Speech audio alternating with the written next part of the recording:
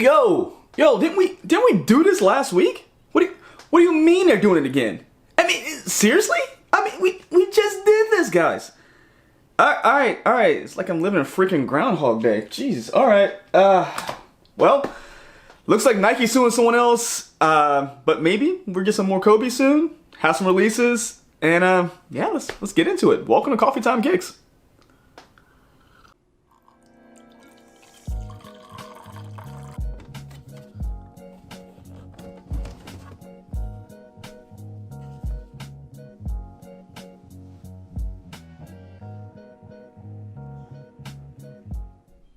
Hey, welcome to another episode of Coffee Time Kicks, everybody. Of course, my name is Mike from sneakerhistory.com, and we are back with another episode of easy to digest sneaker news for the week.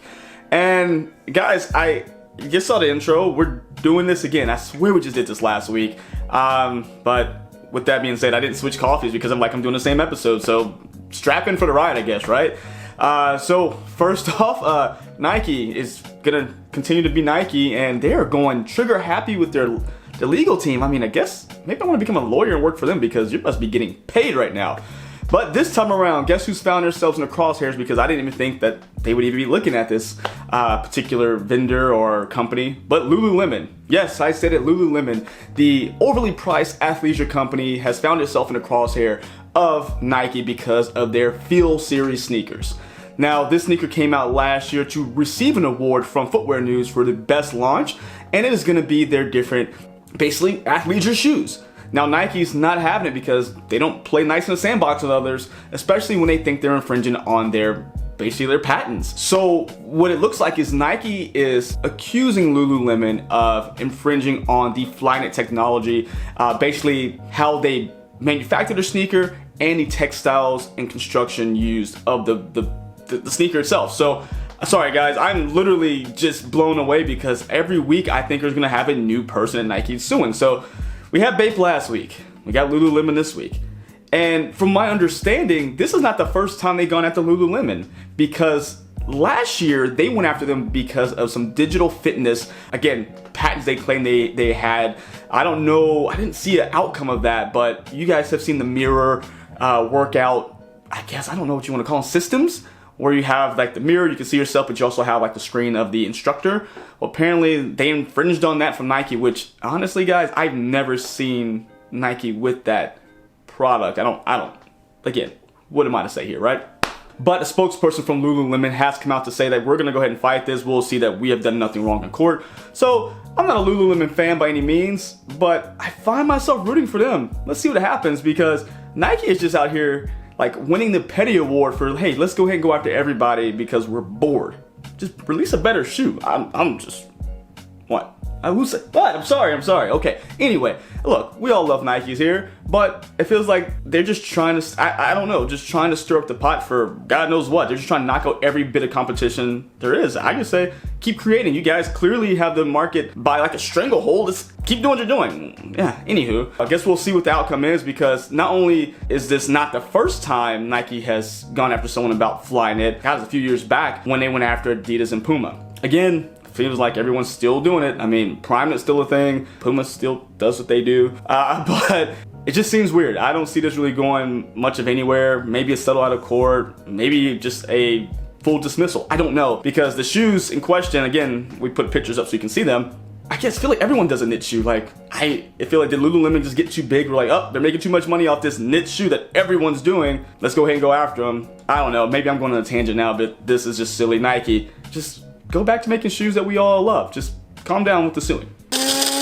Next, we're gonna stay with Nike because they're actually doing something good on the flip side. And when I say good, that's very subjective. I mean, because it's about a shoe. But Vanessa Bryant actually went to Instagram a few days ago and showed a picture of a promo sample of a Kobe 6 Black History Month, which is pictured on the screen. And I think that these are a fantastic shoe. I wish that Nike still did the Black History Month collection. Feels like since they couldn't come up with the original ideas, they just kind of scrapped the whole thing, because if you couldn't put any kind of the tribal or was it kente cloth patterns on the sneaker, they kind of just gave up, which kind of sucks. But we're not, we're not gonna go down that path today, even though it is Black History Month. Anywho, really hope these do release, but if not, I feel like this is a good sign that we're going to be getting more Kobe soon, because with Vanessa, again, having that relationship built back with Nike and the Kobe estate, seems like we're going to have some more Kobe's coming. And with her posting this, it feels like there's something really in the chamber ready to come out, whether it's these or something else, because we've gotten a few rumors around for more Kobe 6 Protros, rumors of a Kobe 8 Protro coming out. So hopefully whatever it is, it comes soon, so all of us Kobe fans out there are able to get the, shoes. Hopefully we're all able to get the shoes. But it's really nice to see that they're working on something, whether it's now or in a little bit in the future. Now, those are our news stories today, guys. Again, keeping it quick, keeping it simple, because again, only news stories out there are Nike suing people. Alright guys, let's go ahead and start on February 1st with Nike's ISPA release of the Mind Body. Now I'm very interested in this sneaker because I really like what the ISPA line has done with Nike. Seems like it's taking the Nike Lab and taking it to the next step, since we really don't have Nike Lab anymore. But also looks like it's been run over by a bulldozer 15 times plus.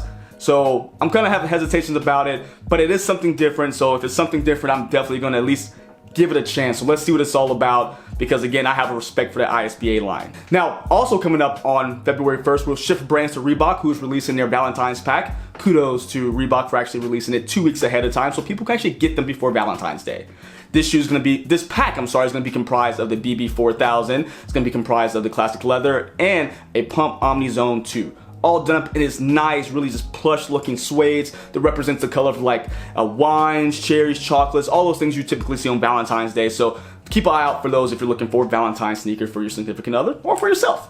All right, we're gonna move on to February 2nd. Now, this acronym always kills me because I see it and I think of Young Money, Cash Money, YMCM, but it is gonna be the YCMC times New Balance 990 V3. And this actually is a very, very nice shoe. And I say that like New Balance doesn't have nice shoes. All their stuff is super nice. But this one, I really like this like mossy green, like hairy suede they have on it with those really bright accents on the midsole and like some of the tags. Super nice. I'm sure it's going to be hard to get because it's a New Balance collaboration. So good luck to everybody out there who wants it. Now also, we're going to move on to the 7th. Nike. Kudos to you. You're learning because you're actually releasing your Valentine's Day pack early as well. This is going to be comprised of an up-tempo 96, Air Trainer 1, and of course I got to throw a Dunk Low in there, which apparently had a really screwy release prior to, but now they're coming back in I guess more quantities. These are going to be done up in a brown and pink and white base that is going to be again reminiscent of looks like maybe chocolates and strawberries for Valentine's Day. So good job on you. Instead of releasing it on Valentine's Day or releasing it on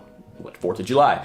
Good on you guys. Looks like we have one more release on the 7th as well, and that is going to be the Tom Sachs General Purpose shoe in the brown color.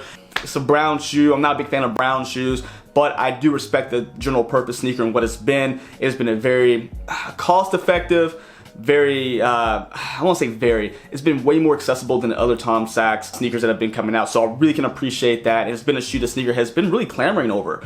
If I'm able to get my hands on a pair, kind of trip and stumble on something for retail, I'll definitely try them out. Although I'm not a fan of brown, I really want to see if kind of the hype is about this shoe, because it seems like everyone who has it really likes it. So hey, you know what, if it's something that can take a beating and keep on going, I'm all about that. Alright, and closing out our releases for this week, we're going to go with February 9th with the LeBron 20 Liverpool. Fairly cool shoe, fairly simple. The reason I actually put this on the list is not more or less because of the shoe, but the jersey LeBron was wearing, a Liverpool kit.